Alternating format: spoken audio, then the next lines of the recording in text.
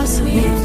With you, I can move the mountain. oh, you showed me that with you, I won't be afraid. I don't have to I run. don't have to worry.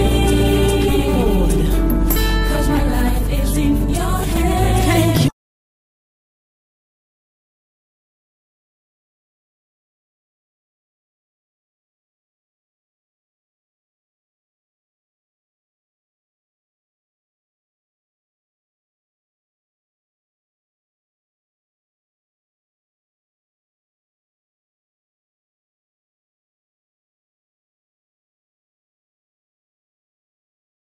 Dieu. Amen. Alors, nous lisons notre Bible dans le livre de Deutéronome.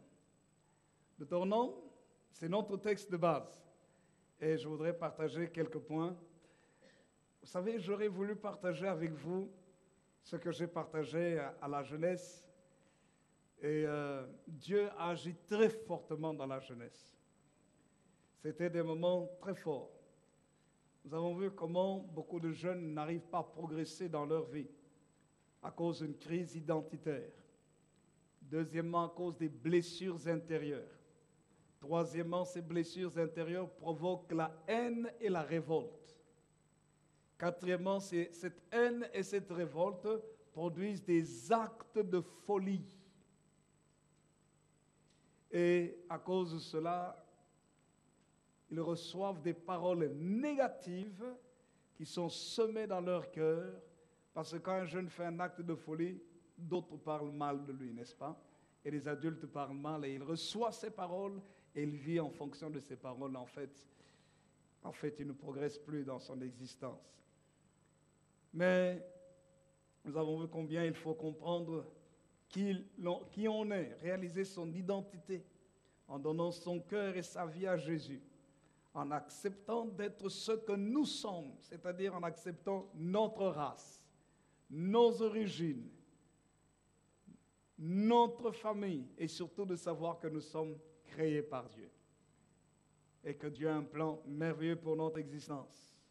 Et nous avons vu encore beaucoup d'autres choses, comment il faut accepter le travail du Saint-Esprit dans notre vie, en recevant l'amour de Dieu qui guérit les blessures. Et en recevant aussi la puissance du Saint-Esprit pour résister à la puissance du mal. Mais on ne peut pas simplement vivre à l'amour. Il faut aussi découvrir qu'est-ce que Dieu a déposé en nous. C'est la troisième chose que nous avons dit pour progresser. Découvrir, du moins à la jeunesse, en découvrant le don, en l'utilisant. Donc apprendre à voir la valeur que l'on a sans jalouser ni envier les autres, parce qu'on a quelque chose. Et on doit comprendre aussi qu'il y a des règles qu'il faut respecter. C'est pour ça qu'il faut apprendre à obéir. Obéir à Dieu, obéir à ses responsables, ses parents, ses tuteurs, ses garants, ses leaders, ainsi de suite. Obéir à la parole de Dieu. Et pas seulement obéir simplement, mais en faisant quelque chose, en travaillant de toutes ses forces. Comme ce jeune homme David. Plutôt David, qui c'est vrai, a renversé Goliath, mais Joseph, qui lui a compris aussi très tôt que Dieu pouvait faire quelque chose avec lui. Et il a utilisé les capacités qu'il avait. Dieu a fait de lui, à l'âge de 30 ans, il a paru devant Pharaon. Et à l'âge de 37 ans, c'était un multimillionnaire, multimilliardaire. Parce que Dieu lui donnait la sagesse et l'intelligence de gérer ce si grand pays, ce royaume qui était l'Égypte. Un étranger, un Hébreu, est devenu la principale personne, la numéro 1 après le roi dans un pays qui n'était pas le sien, dans un pays dans lequel il est arrivé comme esclave.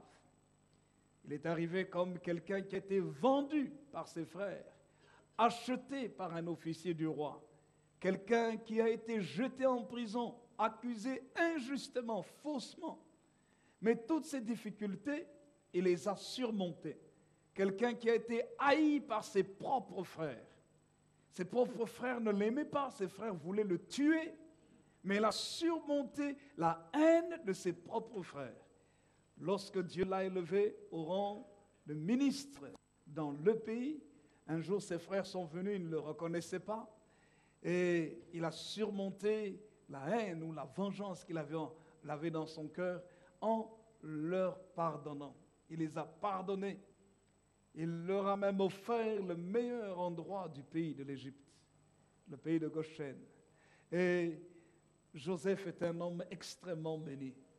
C'est pour ça que nous devons comprendre les principes qu'il y a dans la Bible pour notre propre vie. Que même en période de crise, de difficulté et de souffrance, c'est possible de s'en sortir. En fait, j'aimerais vous dire que c'est possible de mieux vivre. C'est possible d'être heureux, parce que la Bible en parle. Mais écoutez-moi bien, le bonheur ne dépend pas de votre environnement d'abord. Ça dépend de l'état de votre cœur. Votre cœur. La Bible dit, garde ton cœur, Proverbe chapitre 4, verset 23. Garde ton cœur plus que toute autre chose, car de lui viennent les sources de la vie. Donc, cela veut dire par là que tu ne peux pas normalement accuser quelqu'un d'autre d'être à la base de ton malheur. C'est vrai, il peut causer des problèmes dans ta vie, mais qu'est-ce que le malheur? Le malheur, c'est le contraire du bonheur. C'est se sentir mal dans sa peau, dans ses émotions, dans ses sentiments, et effectivement vivre des catastrophes autour de soi. La Bible dit une chose, le malheur atteint souvent les justes, mais l'Éternel l'en délivre quelquefois. Non, quelquefois. Non, quelquefois. Lisez votre Bible. Qu'est-il écrit? Non, il est écrit quelquefois. Merci. Il est écrit, il en délivre toujours. Toujours, c'est quelquefois. Toujours, c'est quoi? Mais c'est toujours. Toujours, c'est toujours. Dites à votre voisin, toujours, c'est toujours.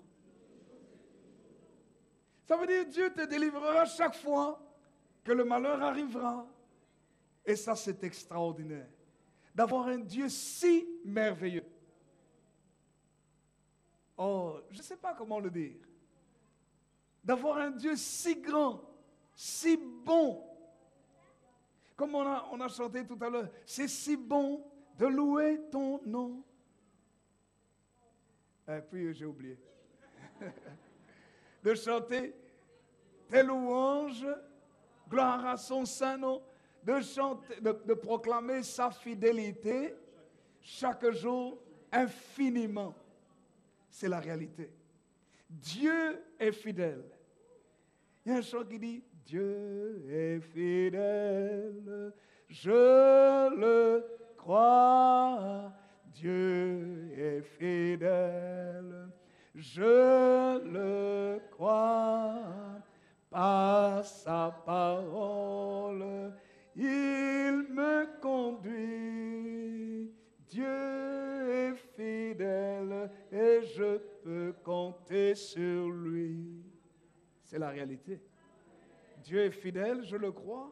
Par sa parole, il me conduit. Dieu est fidèle et je peux compter sur lui. C'est réel. Voici ce que Dieu dit dans le livre de Deutéronome, au chapitre 30. Deutéronome chapitre 30, qui est notre texte de base. Le verset 15 et les suivants.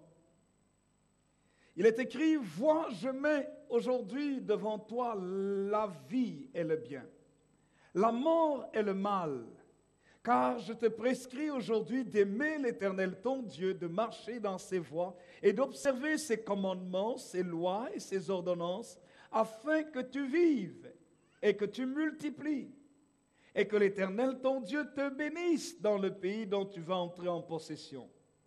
Mais si ton cœur se détourne, si tu n'obéis point, et si tu te laisses entraîner à te prosterner devant d'autres dieux et à les servir, je vous déclare aujourd'hui que vous périrez, que vous ne prolongerez point vos jours dans le pays dont vous allez prendre possession après avoir passé le Jourdain. J'en prends aujourd'hui à témoin contre vous le ciel et la terre. J'ai mis devant toi la vie et la mort, la bénédiction et la malédiction. Choisis la vie afin que tu vives, toi et ta postérité, pour aimer l'Éternel ton Dieu, pour obéir à sa voix et pour t'attacher à lui, car de cela dépendent ta vie et la prolongation de tes jours.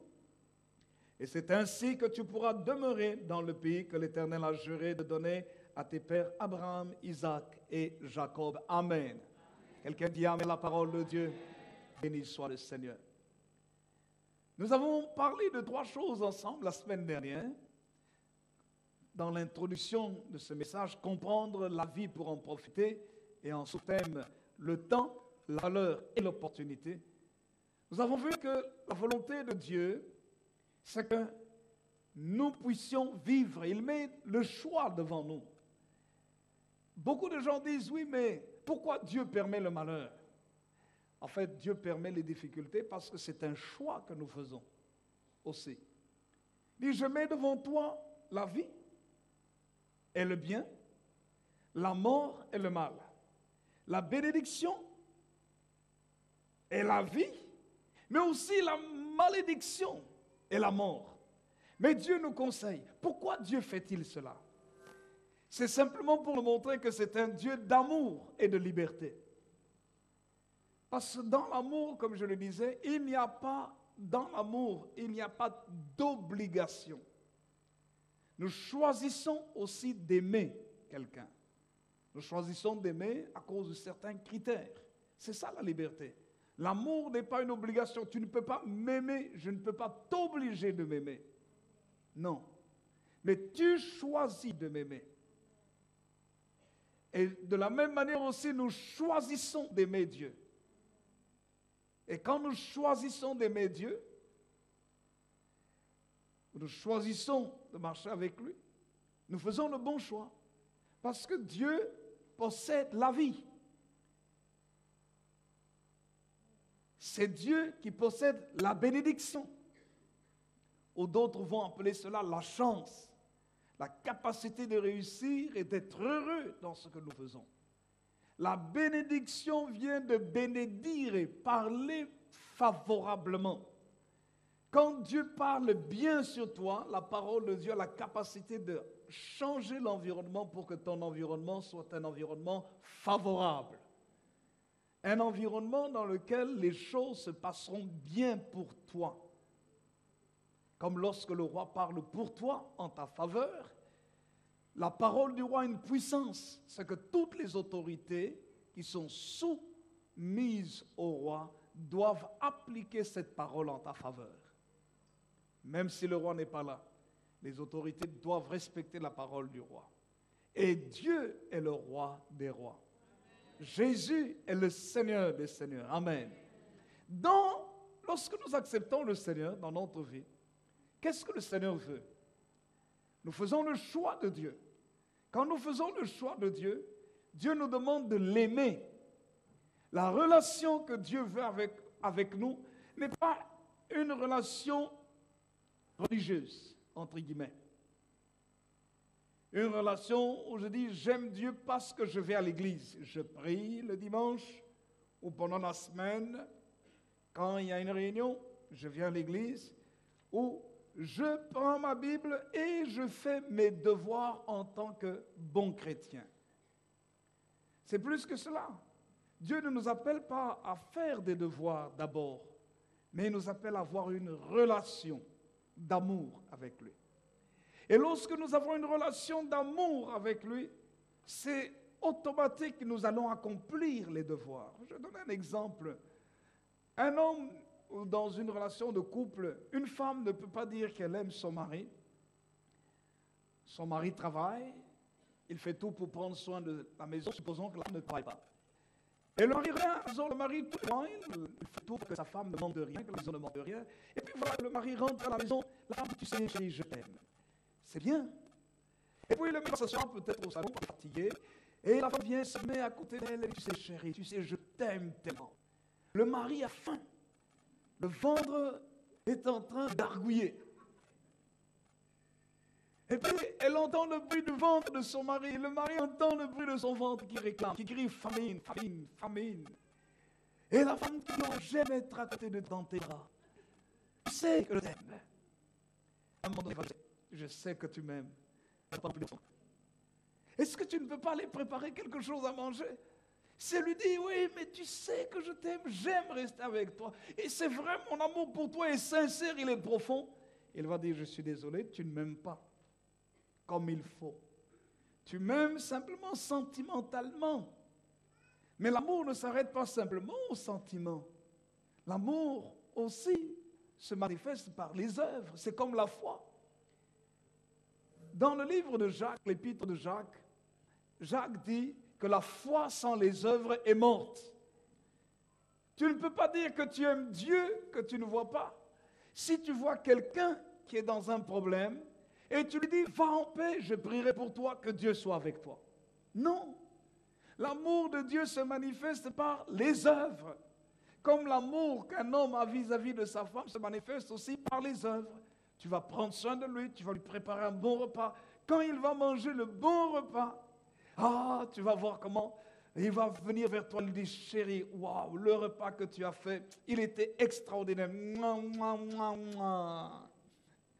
Tu es formidable. Mais il va t'aimer plus parce qu'il a bien mangé aussi. Pas seulement parce que tu lui as déclaré ton amour. Non, ça ne suffit pas. Et c'est ce que je disais la semaine dernière aussi.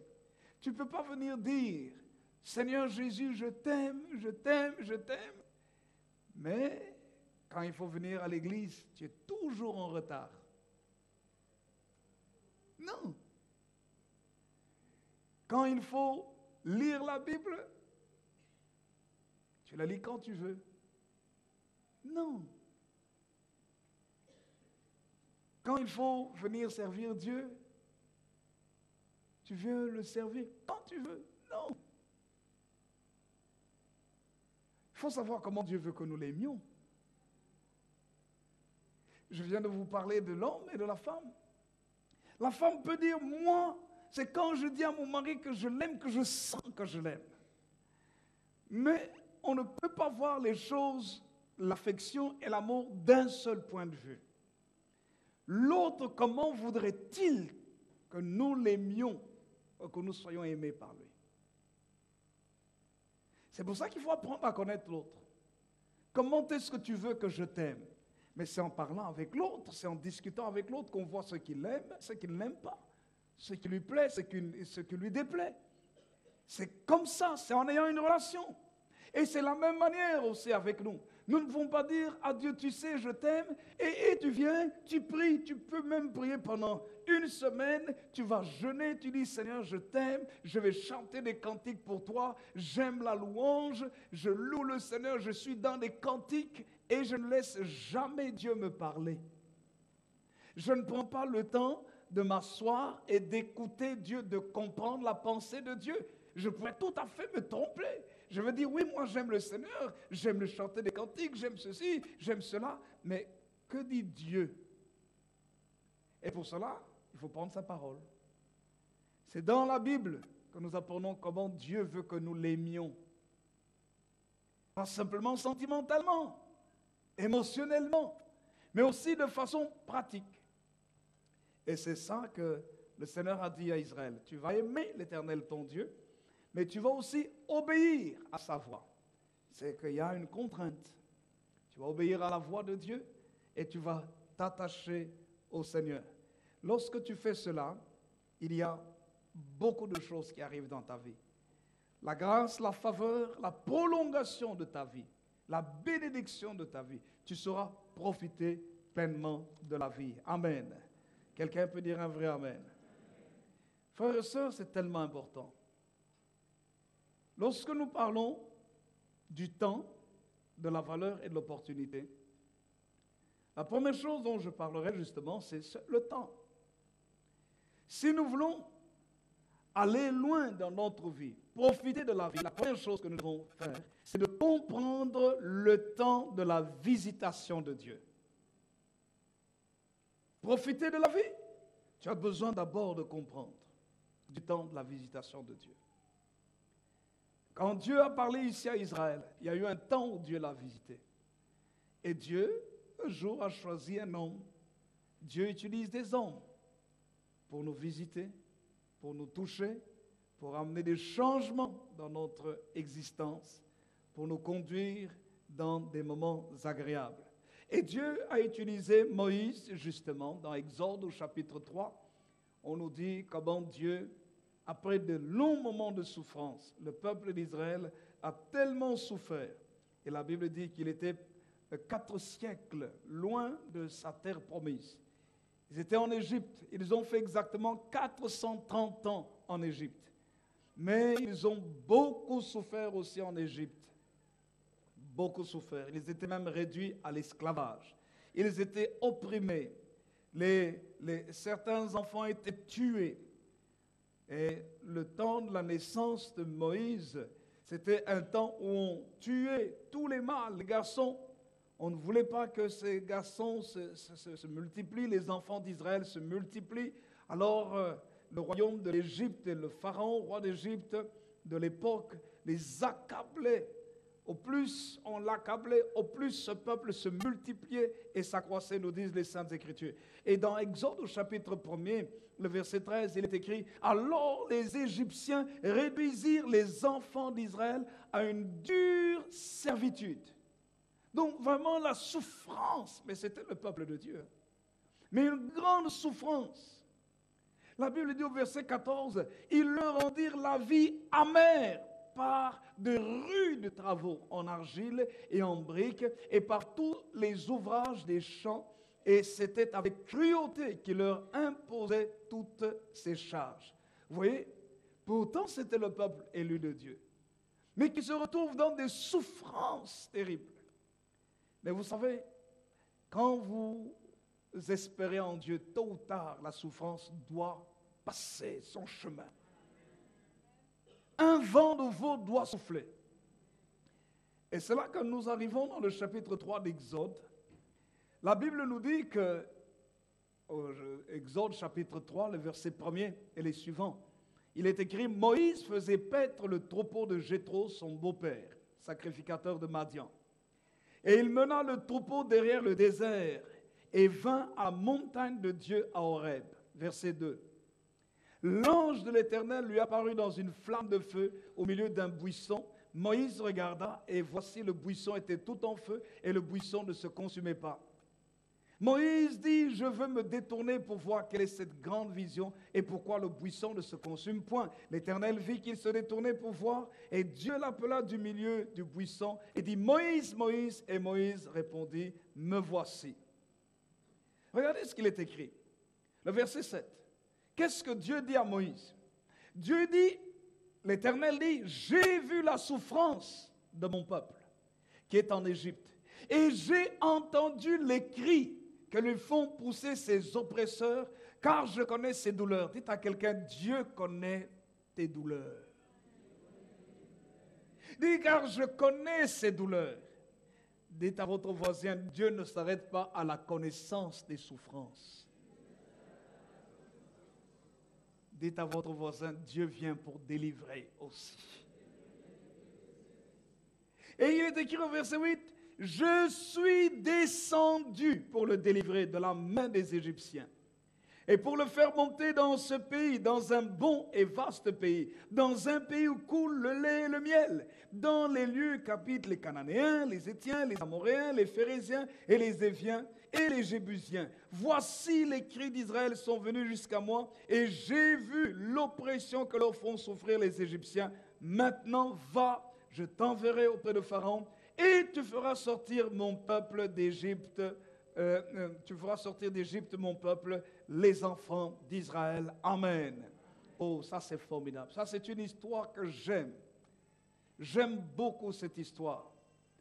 De voir comment Dieu peut prendre une nation, un peuple, sortir ce peuple-là des plus grandes souffrances, de la plus grande oppression. Vous savez quoi? Non pas avec des armes. L'Égypte était un royaume, le royaume le plus puissant de l'époque. L'armée égyptienne est une armée terrible. Les Égyptiens étaient entraînés d'une façon extraordinaire. Économiquement, c'était un royaume puissant. durant le temps de la famine, il y a eu une famine de 7 ans, quand Joseph était encore vivant. La Bible nous montre que par la gestion de Joseph, la gestion des temps d'abondance et la gestion du temps de la crise, vous savez ce qui s'est passé? Pendant le temps d'abondance, l'Égypte s'est enrichie. Écoutez-moi bien. Durant le temps de crise, parce qu'il y avait un homme qui dirigeait l'économie de tout le pays, cet homme à qui le roi a donné carte blanche de faire tout ce qu'il voulait. Mais cet homme était rempli de la présence du Saint-Esprit. Cet homme aimait Dieu. Cet homme non seulement aimait Dieu, mais il marchait avec Dieu. Tu peux aimer quelqu'un sans marcher avec la personne. Il aimait Dieu, il marchait avec Dieu. Il obéissait au commandement de Dieu. Ce que Dieu lui disait de faire, il le faisait. Et la Bible dit, Dieu lui-même marchait avec lui. Et tout ce qu'il pouvait toucher réussissait. La bénédiction l'accompagnait dans toutes ses entreprises. Quand Dieu marche avec nous, tout ce que nous touchons est béni. C'est pour ça qu'il faut avoir Dieu de son côté. Il faut marcher avec Dieu. Il faut l'aimer, mais il faut dire, Seigneur, je vais tout faire pour que tu marches avec moi. Écoutez-moi bien. Vous savez, vous pouvez aimer votre mari, mais quand vous vous disputez avec votre mari, il refuse de marcher avec vous. Quand vous ne vous comprenez pas avec votre mari, il peut te dire, écoute, non, toi reste ton côté. Oui, mais je t'aime. Non, je suis désolé. Et lui, il marche de notre côté, oui ou non? Il n'y a pas de couple ici. C'est la réalité. C'est pour ça qu'il faut marcher avec quelqu'un, mais il faut aussi que la personne accepte de marcher avec toi. Tu peux dire à ton épouse que tu l'aimes, mais si tu lui parles mal, tu la blesses ou tu la minimises. Tu lui dis, chérie, accompagne-moi. Tu viens de la blesser, mais tu lui dis, chérie, tu sais, je t'aime, accompagne-moi à cet endroit. Il dit, je ne marche pas avec toi. Je ne t'accompagne pas. Donc, c'est la même chose avec Dieu. Il faut que Dieu marche avec nous. C'est pour dire que pour que Dieu marche avec nous, je redis ce que j'ai dit au départ, il faut voir ce que Dieu veut. Et il faut faire plaisir à Dieu. Souvent, nous voulons que Dieu nous fasse plaisir, mais nous ne faisons pas suffisamment plaisir à Dieu. Joseph était quelqu'un qui faisait plaisir à Dieu. Dieu marchait avec lui. Et puisqu'il marchait avec lui, quand la crise est arrivée, la famine est arrivée sur toutes les nations, la Bible nous dit que Joseph utilisait la sagesse divine et comme résultat, pendant que tout le monde se plaignait de la crise, tout le monde était en grande difficulté, vous savez quoi? L'Égypte s'enrichissait de plus en plus. C'est pour dire que quand il y a la crise, Dieu donne les solutions à la crise. Et il faut marcher avec lui. Il faut qu'il marche avec nous aussi. Alors vous voyez,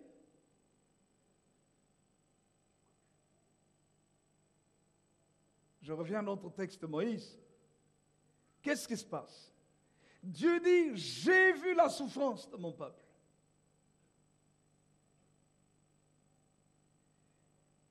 J'ai entendu les cris que lui font pousser ses oppresseurs, car je connais ses douleurs. Et qu'est-ce que Dieu fait? Il envoie Moïse. Moïse, libère l'Égypte. Libère mon peuple d'Égypte. Ce royaume puissant est tombé, non pas avec des armes. Ce royaume qui était connu dans le monde entier. Parce que ce royaume, quand la crise est arrivée, Joseph a nourri les autres nations. Les gens venaient en Égypte. D'autres pays venaient en Égypte pour trouver la nourriture. Donc on connaissait, les autres nations savaient que si vous voulez sortir de la crise, allez vendre, allez donner votre argent, allez vendre vos biens, allez les échanger contre la nourriture. Dans le pays d'Égypte, les gens venaient vers Joseph.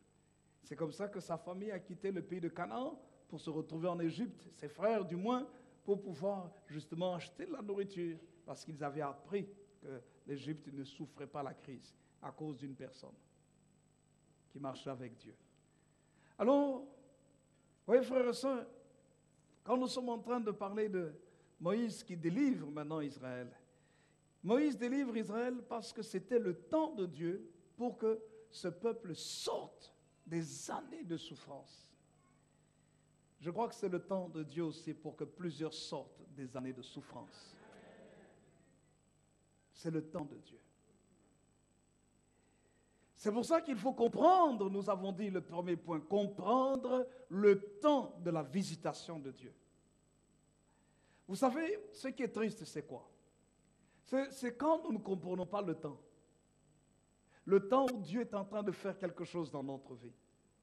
Il y a des choses dans sa vie qu'il ne faut pas rater, parce que quand tu les rates pour toujours.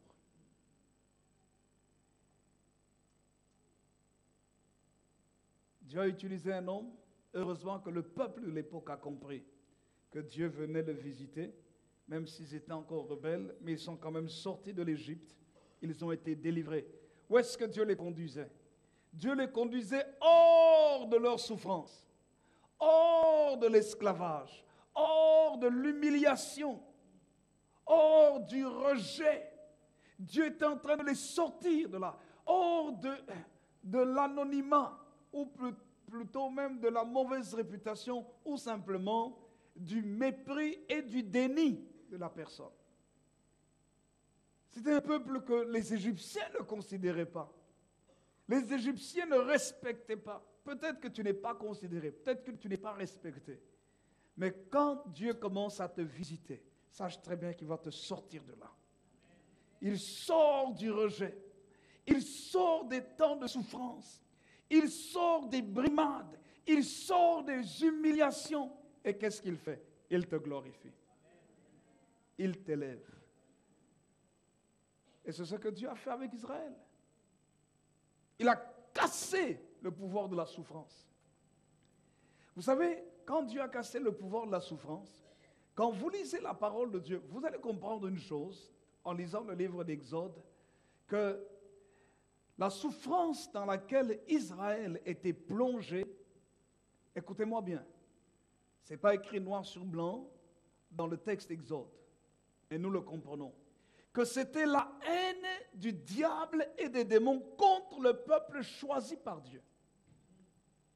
Et c'est pour ça que quand vous lisez, Dieu envoie Moïse en Égypte. Qu'est-ce que Dieu dit? Dieu dit qu'il va frapper les dieux égyptiens. Et lorsque vous lisez dans le Nouveau Testament, dans 1 Corinthiens au chapitre 10, vous allez vous rendre compte que l'idolâtrie, derrière les idoles, derrière les divinités, ce sont des démons qui expriment leur caractère. Et c'est pour ça que Dieu envoie Moïse pour frapper l'Égypte avec 10 plaies. 10 malédictions tombent sur l'Égypte. Derrière ces 10 malédictions se trouvent les différentes divinités. Le Dieu de la fertilité, le Dieu de la lumière, le Dieu de l'agriculture, les dieux des eaux et autres. Il y avait plusieurs idoles en Égypte. Les différentes divinités sont frappées pour montrer qu'il n'y a qu'un seul vrai Dieu, le Dieu des Hébreux, devant lequel aucune autre divinité ne peut résister. La preuve, c'est que quand Moïse a commencé à faire ses miracles, à 3 reprises, les magiciens de l'Égypte ont réagi. Et puis à un moment donné, ils ont dit non, ici, ça c'est le doigt de Dieu. Ça veut dire qu'ils avaient des pouvoirs. D'où venait ce pouvoir? De Dieu? Non, des puissances occultes du diable. Écoutez-moi bien, c'est pour ça que nous devons chasser les démons. Les démons sont à la base de beaucoup de souffrances. Le diable met la haine dans le cœur des jeunes gens. Met la haine dans le cœur des gens. Met la haine et le rejet dans le cœur parfois des personnes. Et ces personnes-là ne savent pas pourquoi est-ce qu'ils haïssent. J'expliquais à la réunion de la jeunesse. Je dis qu'il faut faire très attention dans notre vie. J'ai dit la première chose, nous devons avoir la clarification de notre identité. Lorsque tu ne sais pas qui tu es, c'est dangereux pour toi. C'est la même chose dans la vie chrétienne. Tu dois savoir si tu es un vrai chrétien ou si tu ne l'es pas. Parce qu'il y en a qui sont chrétiens dans l'église et dès qu'ils sortent de l'église, ils deviennent tout le monde, comme tout le monde. S'il faut dire des gros mots, ils disent les gros mots comme tout le monde. S'il faut mal parler, ils parlent mal comme les autres. Et puis après, ils se retrouvent au milieu des chrétiens, ils ne savent plus. C'est un problème. Il y a un conflit interne, il y a un conflit spirituel. Et ce n'est pas bon. Il faut avoir une identité claire. Quelqu'un dit un vrai amen. J'ai dit, c'est la même chose par rapport aux races. Dieu ne s'est pas trompé en te faisant blanc. Dieu ne s'est pas trompé en te faisant jaune. Dieu ne s'est pas trompé en te faisant noir. Dieu ne s'est pas trompé. Dieu sait que chaque race a une valeur. Et qu'il n'y a pas une race qui est inférieure à une autre. Tout le monde a de l'importance. Mais Dieu sait pourquoi il a donné la couleur noire au noir. Parce qu'il sait que la couleur noire absorbe. La couleur noire va le protéger des rayons du soleil. Et c'est pour ça qu'il lui donne cette couleur. Pour être protégé. Chez les noirs, vous n'allez pas trouver autant de cancer de peau que chez les blancs. Non. Parce que la peau est faite de telle manière. Mais vous allez aller en Europe, où ceux qui sont blancs, Dieu donne aussi un nez plus fin. Pourquoi est-ce que Dieu donne un nez plus fin aux blancs? Parce qu'en général, bon, aux blancs, ceux qui sont dans les pays froids, vous allez voir que les blancs, par rapport aux noirs, si on les met dans les mêmes conditions, le noir, il attrape vite froid, il attrape vite des maladies pulmonaires, refroidissement. Parce qu'il a un gros nez.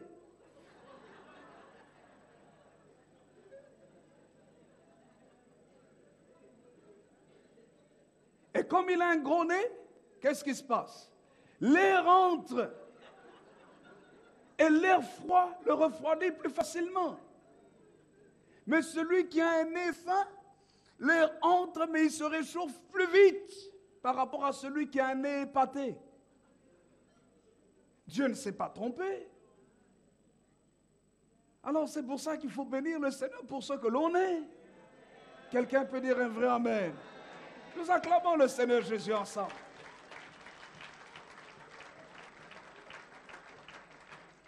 Et il ne faut pas avoir peur ni honte de son identité. Dites à votre voisin, je suis bien tel que je suis, c'est Dieu qui m'a créé. Sinon, on entre dans des conflits. Tu vas voir un noir qui se retrouve au milieu des noirs, excusez-moi, et ça crée des conflits. Un noir qui se retrouve au milieu des noirs, il commence à parler comme les blancs. Oh, tu sais. Vous savez ce que ses frères doivent lui dire? Hey, arrête de parler comme un blanc, toi aussi. Effectivement, il aura un problème. Parce qu'il essaie de se mettre dans la peau de quelqu'un d'autre. Tu dois être toi-même. Quelqu'un dit un vrai amen? Tu dois être toi-même. Parce que ça te crée des conflits. Tu es blanc et tu te retrouves au milieu des blancs. Et puis tu commences à essayer de parler petit nègre. Mais tu auras aussi des problèmes. Sois toi-même. Et affirme ton identité. Tel que tu es, c'est tel que tu es. Alléluia. L'identité est nécessaire. Vous ne pouvez pas vous imaginer combien les gens sont déchirés en eux. Combien on est déchiré par rapport à son identité. Mais qu'est-ce que Dieu veut? Quand il nous visite, il restaure notre identité. Parce que si nous ne savons pas qui nous sommes.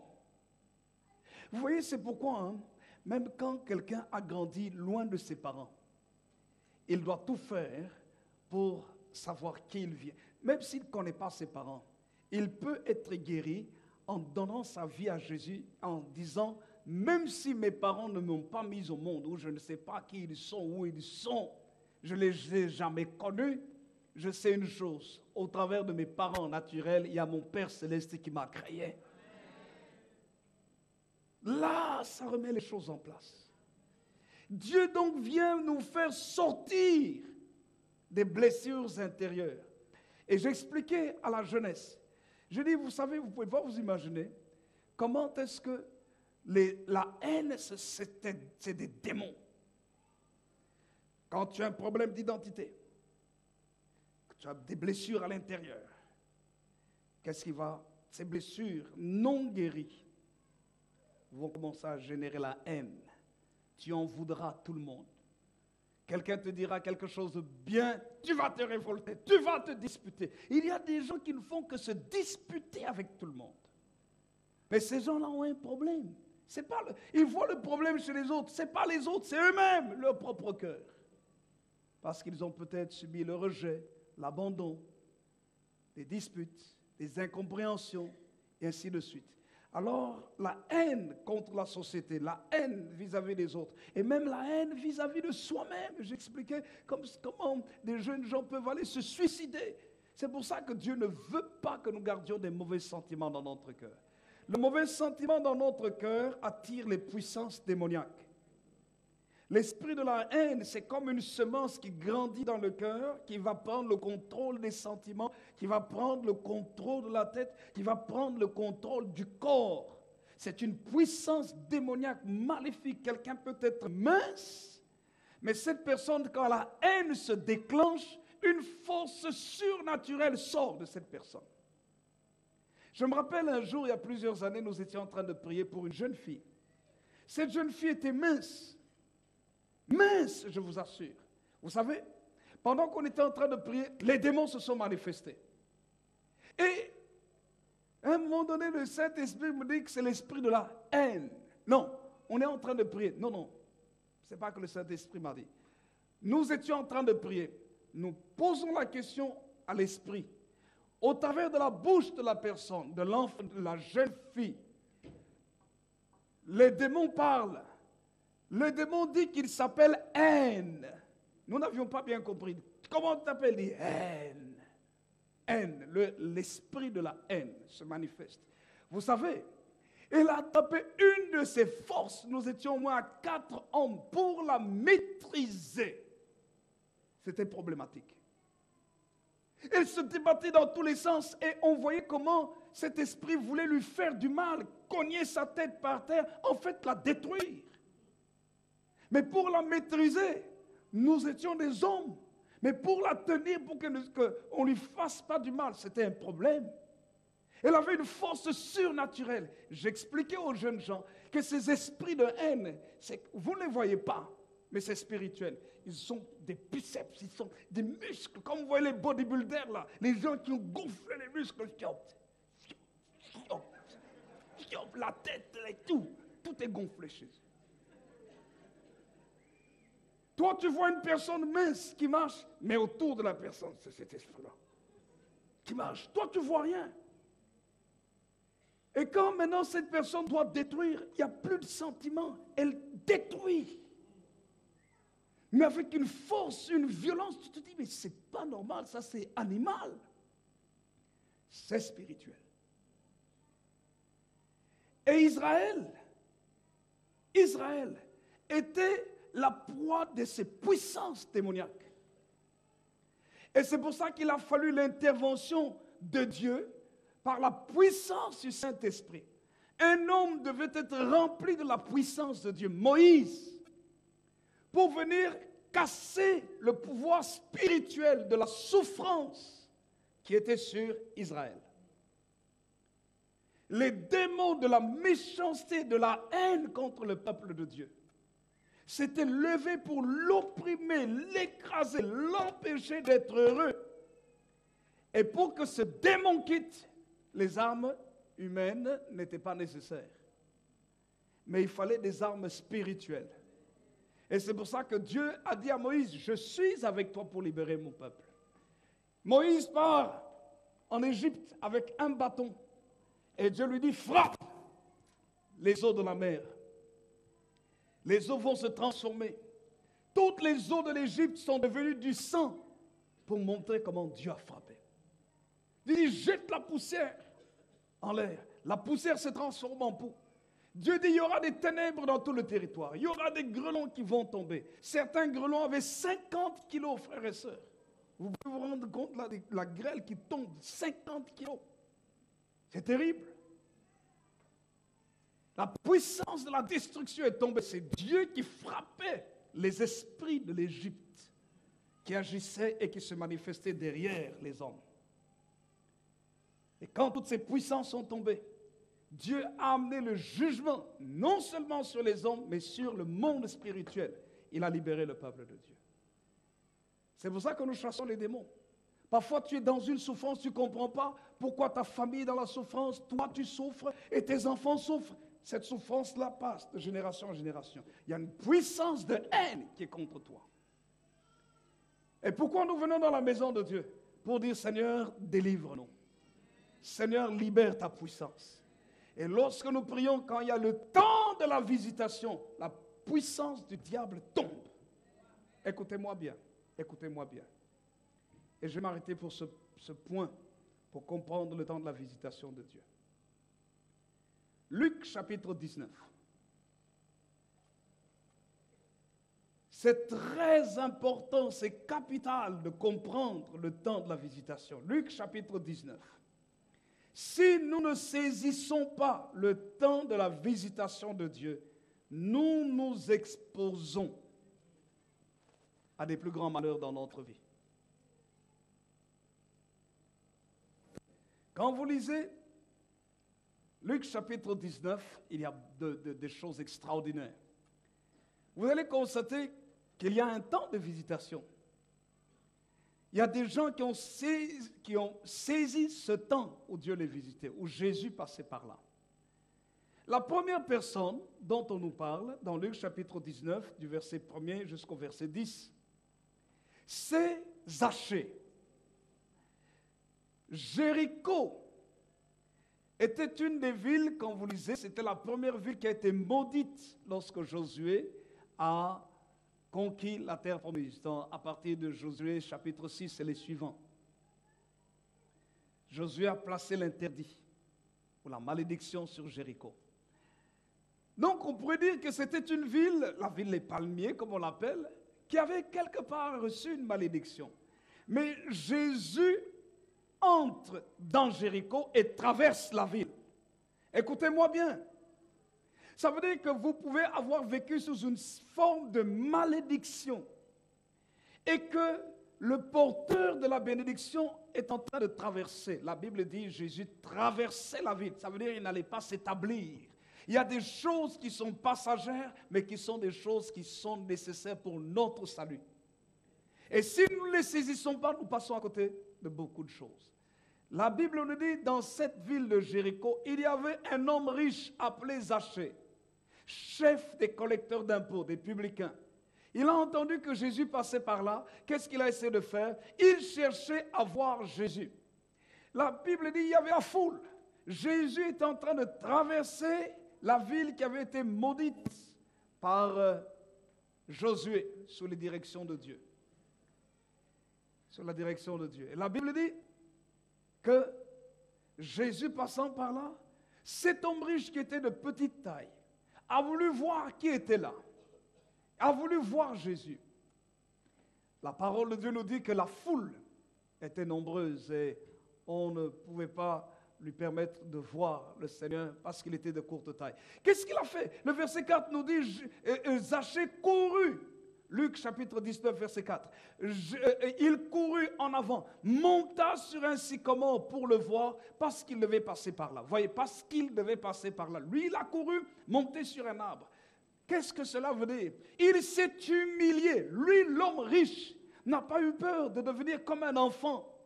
Monté sur un arbre. C'est un adulte. Mais il est monté sur un arbre. Il a quitté sa position d'adulte. Il est devenu comme un enfant. Il a quitté sa position de riche. Il n'a plus vu toute sa richesse qu'il avait. Il s'est humilié. C'est la simplicité. Combien de gens ratent les choses dans leur vie parce qu'ils sont trop compliqués? Ils sont trop fiers de leur personne. Ils n'arrivent pas à s'abaisser, à s'humilier. Ils disent non, moi je suis quand même, je suis une femme honorable, je suis un homme honorable. Quand même, non, moi je suis un adulte.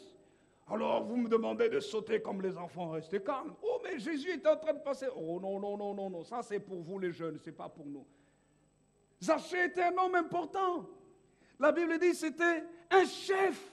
Donc au niveau social, il était important. Chef des publicains, collecteur d'impôts. En même temps, il volait un peu d'argent. Bon. Mais il avait l'argent. Et vous voyez, frères et sœurs, Zachée, il est écrit que c'était un homme riche. Ça veut dire que même dans sa façon de s'habiller, on le reconnaissait. On savait que non, Zachée n'allait pas, quand il entrait dans un magasin, il n'allait pas entrer dans n'importe quel magasin, il allait aller dans le magasin riche, les magasins des riches de Jéricho. Mais vous savez, quand il a appris que Jésus passait par là, il a réalisé que sa vraie richesse n'était pas ce qu'il avait. Ni sa position, ni ce qu'il possédait, ni toutes les relations qu'il avait, ni sa notoriété, parce qu'on le connaissait, il était réputé, il était célèbre. Mais la parole de Dieu nous dit, il court, il monte sur un arbre, un sycomore, et là, il attend, parce qu'il veut juste voir Jésus. Voir Jésus. Oh, je veux voir Jésus dans ma vie. Je veux voir le roi des rois dans ma vie. Oh, frères et sœurs, je veux voir Jésus. Il a oublié sa richesse. Il a oublié la valeur de ses vêtements. Il n'y a rien qui soit plus cher que voir Jésus dans sa vie. Rien n'a autant de valeur. Zachée a compris ça. Il dit, mes habits ici, non, quel que soit le prix que je les ai achetés, pas grave. Il court, il monte sur un arbre. Et il avait déjà un certain âge. Vous croyez que c'était facile pour lui? Pour un petit enfant peut-être. Mais pour un adulte, même s'il était de courte taille. Mais il est monté quand même sur l'arbre. Mais qu'est-ce qu'on allait dire de la réputation de Zachée? Oh, monsieur Zachée, sur un arbre perché. Non, ça c'est le corbeau.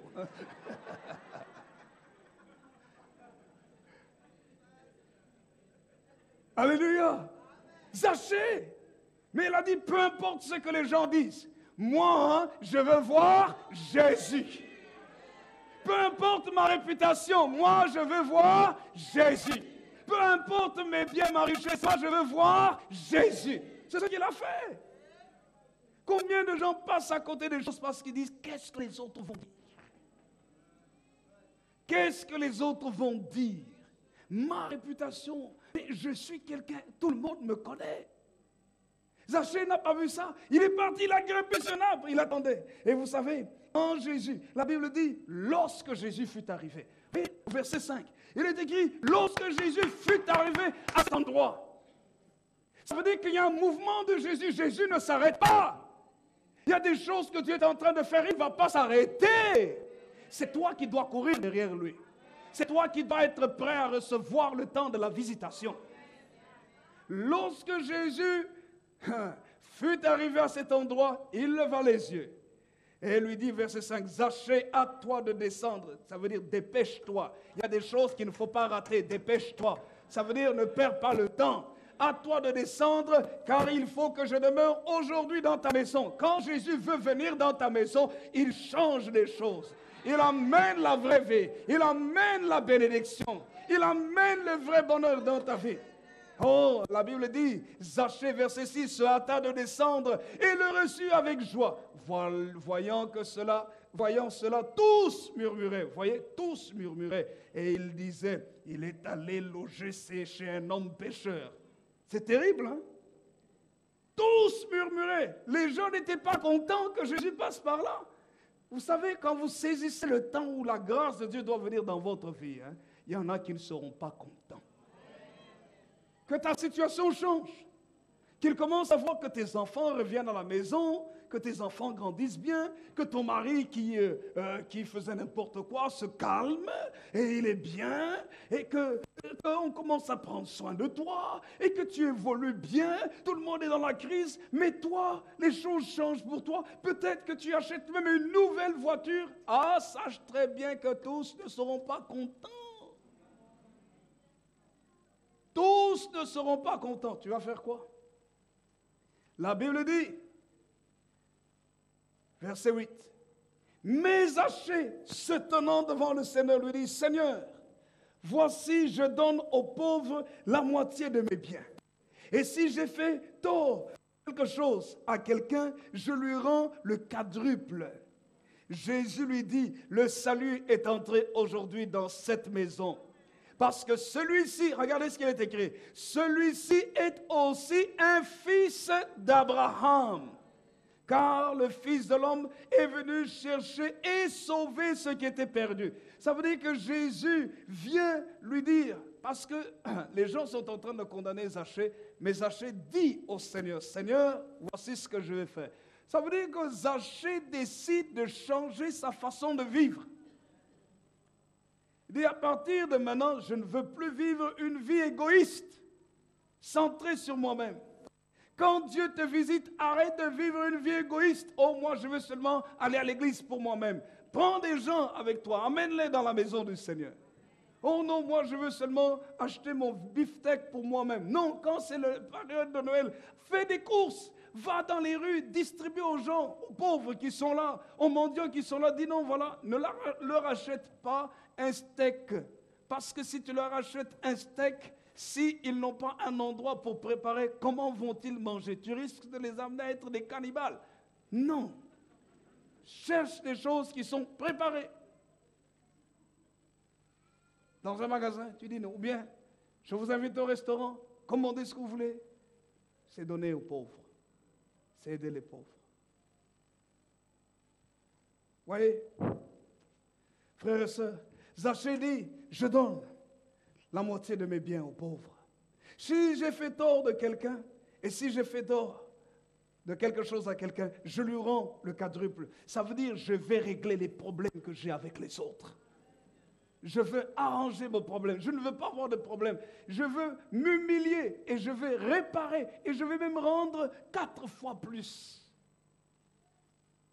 C'est extraordinaire. Qu'est-ce que Jésus dit? Jésus dit le salut, ça veut dire la vie est entré dans cette maison. Il parle de la famille de Zachée. Quand Dieu te touche, toi, il touche aussi tout un peuple qui est derrière toi.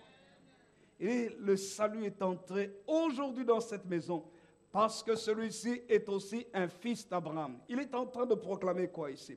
Il est en train de dire ce que Dieu a promis à Abraham. Genèse, chapitre 12. Qu'est-ce que Dieu a dit à Abraham? Dieu dit à Abraham, quitte ton pays, ta patrie. Les 3 premiers versets. Quitte ton pays, ta patrie, la maison de ton père. Qu'est-ce que Dieu lui dit? Je ferai de toi une grande nation et je te bénirai. Je rendrai ton nom grand. Dieu dit, je bénirai ceux qui te béniront et je maudirai ceux qui te maudiront. Et toutes les familles de la terre seront bénies en toi. Dieu lui fait des promesses. Et la bénédiction d'Abraham maintenant descend dans la vie de Zachée. Qu'est-ce que cela veut dire? Le nom de Zachée qui était un nom d'une mauvaise réputation, d'un escroc, d'un soudoyeur, collecteur d'impôts, qui forçait les gens à payer plus, ce nom qui était connu dans un mauvais sens, le Seigneur dit, je vais rendre ton nom grand. Aujourd'hui, nous parlons de Zachée. Dieu dit, je bénirai ceux qui te béniront. La vie de Zachée a été bénie. Alléluia. La vie et la bénédiction sont entrées chez Zachée parce qu'il a su comprendre le temps de la visitation de Dieu. Mon frère et ma soeur, nous devons apprendre à comprendre le temps où Dieu nous visite. Le temps où le Seigneur te dit que c'est un temps favorable pour toi. C'est un temps où des grandes choses peuvent se produire dans ta vie. C'est un temps où tu peux t'accrocher encore plus au Seigneur. C'est un temps où ta famille peut être sauvée. Nous devons apprendre à connaître ce temps de visitation. Si nous n'apprenons pas, vous savez, dans le texte ici, je lisais tout à l'heure, Luc, dans le chapitre, vous voyez Jésus entrer de façon triomphale dans Jérusalem. Vous savez ce qui s'est passé? Jésus est entré comme roi dans Jérusalem. La foule était en train de crier. Regardez les paroles de la foule. Il y a eu 2 choses. Les paroles de la foule, malheureusement, la foule a eu un problème. La foule n'a pas pu reconnaître le temps de sa visitation. Il y a une chose différente entre tes paroles et ce que tu fais de tes paroles. Regardez ce qu'il est écrit, verset 38. Luc 19, verset 38. Donc on était en train de célébrer le Seigneur. La foule était dans la joie, saisie de joie. La foule se met à louer le Seigneur en haute voix pour tous les miracles. Ça m'a surpris quand je lisais ce texte. Jésus est en train d'entrer sur un anneau. Et toi, Bethléem, il vient selon la prophétie qui est annoncée dans Michée. Ton roi vient à toi, monté sur un anon, le petit d'une ânesse. Donc c'est le roi de la paix, le roi de la bénédiction qui entre dans Jérusalem, la cité de paix. Jérusalem, Yerushalayim, c'est la cité de paix. Il y a le mot shalom dans Jérusalem. Mais ici, Jésus, le prince de paix, le roi de paix, entre dans Jérusalem. Vous savez ce qui se passe? Les gens sont en train de louer le Seigneur. Écoutez-moi bien, suivez-moi bien. Verset 37 d'abord. Luc 19, 37. Et lorsque déjà il approchait de Jérusalem, vers la descente de la montagne des Oliviers, regardez. Toute la multitude des disciples saisis de joie, regardez ce qu'il est écrit, se mit à louer Dieu à haute voix pour tous les miracles qu'ils avaient vus. Je ne sais pas si vous voyez ce qui est écrit, ce que je vois ici. Jésus entre, monté sur un anneau, c'est le roi. Vous savez, la foule est dans la joie. Et il dit, oh Dieu, tu es merveilleux, tu es extraordinaire. Écoutez-moi bien, pas pour Jésus, mais pour les miracles. Il dit, oh Seigneur, tu es extraordinaire, tu es merveilleux. Ah, nous avons vu tel miracle, tel miracle, tel miracle, tel miracle. C'est-à-dire, ils louent Dieu pour les solutions qu'ils ont reçues dans leur propre vie.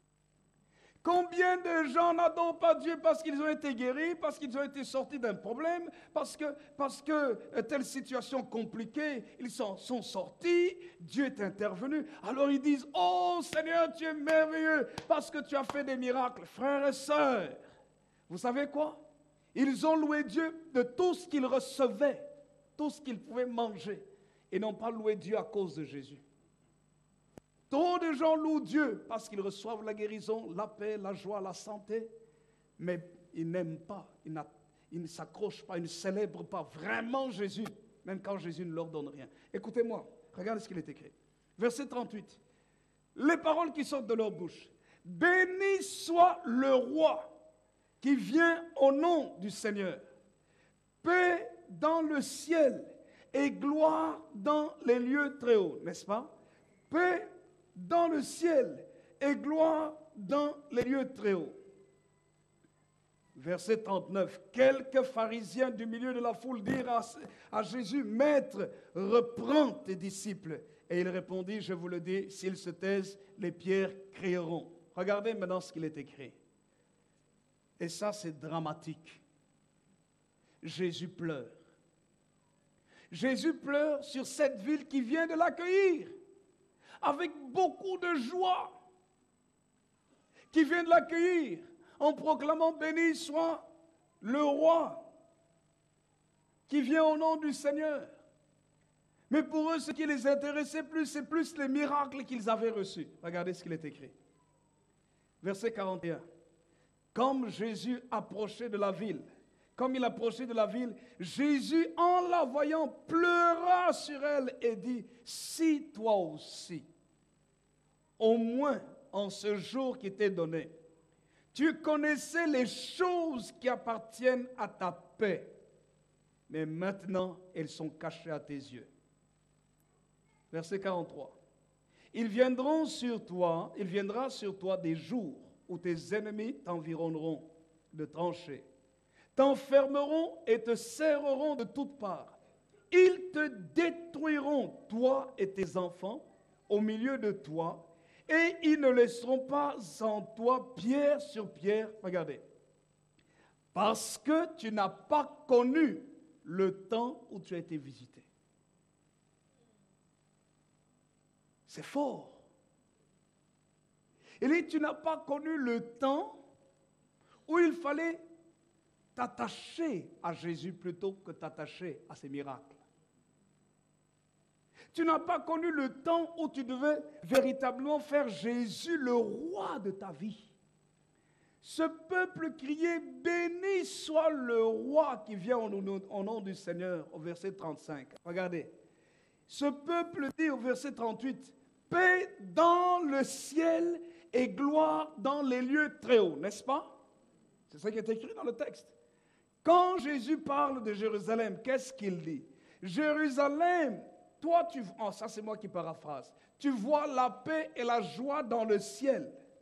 Malheureusement, verset 42, si toi aussi, au moins en ce jour qui t'est donné, tu connaissais les choses qui appartiennent à ta paix sur la terre, à ta joie, à ton shalom, à ta bénédiction sur la terre.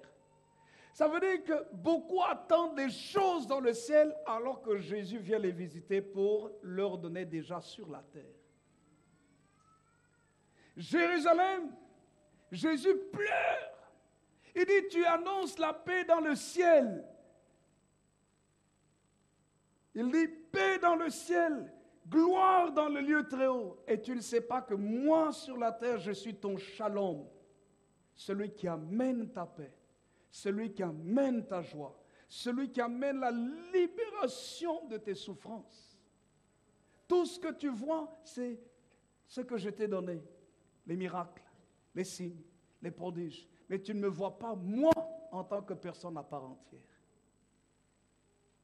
Et Jésus lui dit, malheureusement, ce qui va t'arriver, c'est que tu auras des ennemis qui vont t'environner. Les ennemis vont t'environner, de trancher. Non seulement ils vont faire ça, la deuxième chose, ils vont t'enfermer. Et ils vont te serrer de toutes parts, troisièmement. Quatrièmement, verset 44, ils te détruiront, toi et tes enfants au milieu de toi. Cinquièmement, ils ne laisseront pas en toi pierre sur pierre. 5 actions de l'ennemi que Jésus décrit sur Jérusalem. Jésus voulait le protéger de la destruction de l'ennemi, de la méchanceté diabolique qui se manifeste derrière les hommes. Mais puisqu'il n'a pas compris que la personne à laquelle il fallait s'attacher, c'était Jésus, plutôt que ce que Jésus donne. Jésus lui dit, malheureusement, Jésus pleure. Donc, vous voyez comment ça fait mal au cœur de Dieu quand tu ne saisis pas le temps de ta visitation. Jésus dit, malheureusement, il viendra des jours où tes ennemis, sache que tu as des ennemis, même si tu ne les vois pas. Tes ennemis vont t'environner, c'est-à-dire vont venir autour de toi. Environnés, vont venir près de toi, à une certaine distance de toi. Mais ils vont se rendre compte que non, cette distance, ils peuvent la réduire, ils vont s'approcher de plus en plus, ils vont t'environner, de trancher, en quelque sorte, ils vont t'isoler, ils vont camper autour de toi, et ensuite ils t'enfermeront. Ils vont t'empêcher de t'échapper. Tu seras entre leur pouvoir, entre leurs mains. La troisième chose qu'ils vont faire, ils vont te serrer de toutes parts. Toutes les portes par lesquelles tu pourrais essayer de sortir seront fermées. C'est terrible ce que Jésus dit. Ils te serreront de toutes parts. Et quand ils t'ont bloqué à tous les niveaux, ils te détruiront. Ils vont fermer la porte de l'espérance, fermer la porte de la joie, fermer la porte de la paix, fermer la porte des finances, fermer la porte de la vie. Ils vont fermer toutes les portes et te détruiront. C'est la quatrième chose. Et quand ils te détruisent, pas toi, ils te détruisent et toi et tes enfants. C'est-à-dire ils détruisent ton futur. Ce qui doit continuer ton futur. Ils te détruiront. Et puis il dit, et ils ne laisseront pas en toi pierre sur pierre. C'est-à-dire, ils vont enlever tout ce qui fait ta valeur. Ils vont te dépouiller. Ils vont te ruiner. Pourquoi? Parce que tu n'as pas connu le temps de ta visitation. C'est terrible. C'est pour nous montrer, jeunes gens, vous qui êtes ici, que quand on prêche l'évangile, c'est un temps que Dieu te donne pour être visité. Tu dois donner ton cœur à Jésus. Hier, un jeune homme m'a raconté ce témoignage. C'est un témoignage très fort. C'est pourquoi les parents, et je vais terminer par ce témoignage, c'est pourquoi les parents doivent prier pour les enfants, même si leurs parents, les parents des enfants qu'ils connaissent ne connaissent pas le Seigneur, vous devez prier pour les membres de votre famille. Alors il raconte comment, à l'âge de 20 ans, il s'est lancé dans la drogue, dans les armes, dans les coups, dans vraiment le sale milieu. Et dans ce milieu-là, il a eu beaucoup d'argent. Et un de ses amis, c'était un musulman. Son meilleur ami d'ailleurs, c'était un musulman. Un jeune comme lui aussi. Et qui, à cause de toute la drogue qu'il vendait, tout ça, ils ont eu tellement d'argent. Ils ont été dans tous les milieux. Il a fait tous les continents, voyagé partout dans le monde entier. Les différents continents, il a été. Les plus belles voitures que les jeunes souhaitent, les hommes souhaitent, les personnes souhaitent, il a eu ça. Et un jour, ils reviennent d'une boîte de nuit avec son meilleur ami dans la voiture. Et pendant qu'ils sont en train de rouler, ce jour-là, lui, il n'avait pas bu, il n'a pas bu, mais ils sont en train de rouler. Et tandis qu'il roule, à un moment donné, il s'endort. Il ne se rend pas compte qu'il s'est endormi.